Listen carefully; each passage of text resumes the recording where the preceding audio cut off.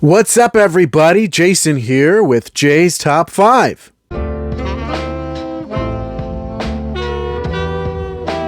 Welcome to Jay's Top 5. This is a segment where I'll go over 5 things of a certain topic that I've handpicked. It's not in any particular order, not from best to worst, one to first to last, that sort of thing. It's just 5 things that I find to be, interesting in certain topics. So for this week's topic, I'm going to choose top 5 alternate cuts of movies. Now, we all, know that a lot of times the movies that we see in theaters aren't necessarily the movies that directors would choose to present. Either they envisioned it a different way, or there was some footage taken out, that sort of thing. These will be 5 different takes on movies that really resonated with me, and I thought were really interesting and really cool.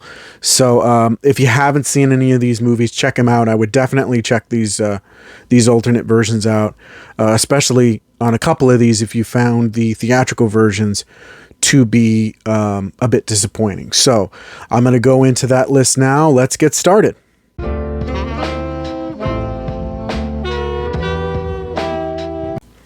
First up, we have the Daredevil Directors Cut. Now, the original Daredevil film with Ben Affleck was not, let's just face it, was not very good. There was certainly some pacing issues, a few odd, editing choices, and it just felt a little weird and felt kind of, a product of its time where studios were just like, this is what audiences wanted. This, more action, more drama, more romance. Nobody cares about all that other stuff.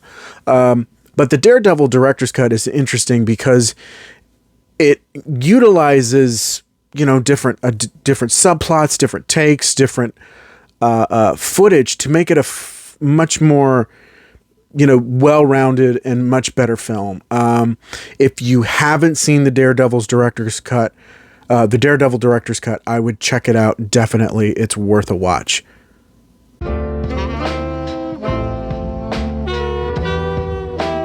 Next one I'm going to choose is Watchmen, the Ultimate Cut. Even though Zack Snyder prefers the director's cut to the ultimate cut, I personally prefer the ultimate cut. So the director's cut included 24 minutes of additional footage, including a subplot that was filmed but cut out of the theatrical release, centered around the character of Hollis Mason. But what was interesting to me about the ultimate cut was that it incorporated the short film Tales of the Black Freighter back into the movie. So to me, it feels like as close as you're going to get to a pure adaptation of a graphic novel. And even though it clocks in about 3.5 hours, if you're a fan of the graphic novel like I am, this is the version for you. So if you haven't seen the ultimate cut, I definitely give it a watch.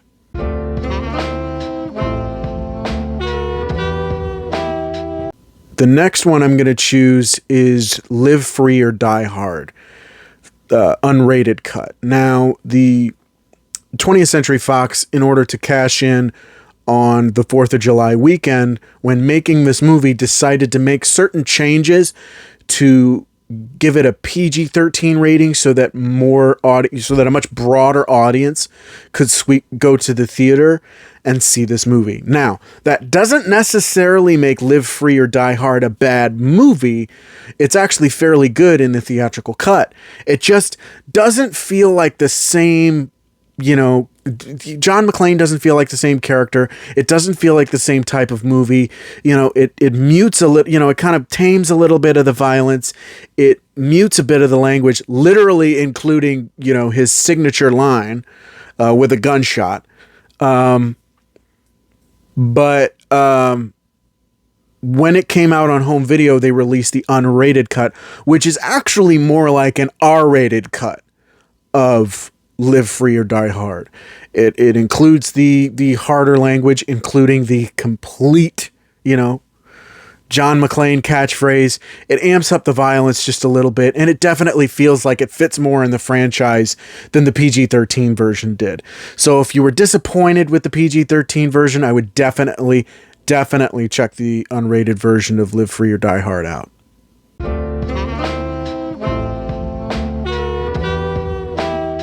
The next movie I've chosen was X-Men Days of Future Past, the Rogue Cut.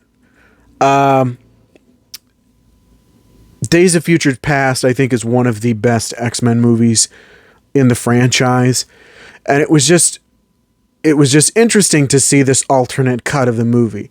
In it, there was a subplot involving Anna Paquin returning as Rogue to, help in the central time travel plot of the movie. And I just think it's interesting because it adds alternate footage, and there's this whole sequence of trying to rescue Rogue from the Sentinels happening at the same time that Magneto is breaking his helmet out of the cold storage. And I just think it's an interesting, it doesn't really change much of the movie. It's just kind of an interesting alternate take. And I think that's really cool that you have two versions of the movie that are kind of that are very much the same, but kind of sort of different in a few other ways. And aside from reincorporating Anna Paquin back into the movie, it also adds a few other scenes and just kind of extends a few scenes a little bit.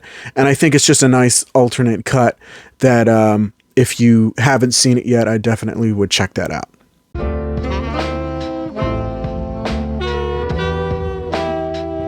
And finally, the last choice I'm going to pick is kind of a bit of a cheat because it's technically 3 movies instead of just 1, but it is the Lord of the Rings Extended Edition trilogy.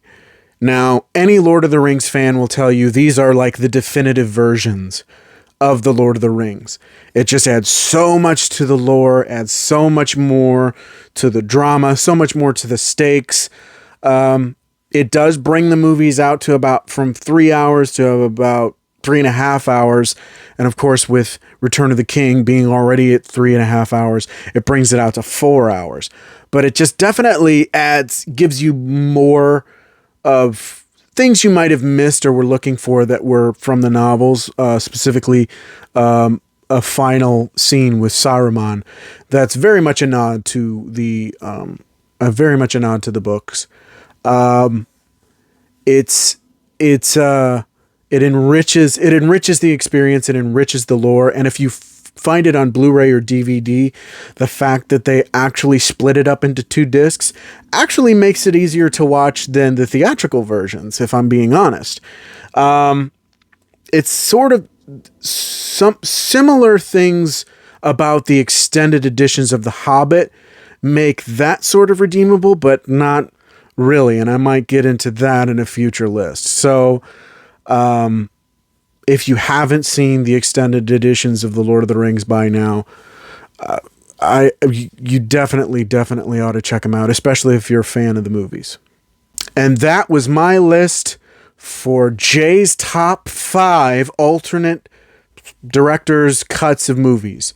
Let me know what you thought of those picks down in the comments. Are there any director's cuts, extended editions, unrated editions that you enjoyed more than the theatrical versions? Are there any that you might want me to use in a future list? If you have any ideas for future lists, that'd be great. I would love to hear it. I'm always interested in feedback. Don't forget to like, share, subscribe, click that notification bell to get updates on all my future videos. Thank you, as always, so much for watching. I really appreciate it. You guys are awesome, and I'll see you on the next one. Bye.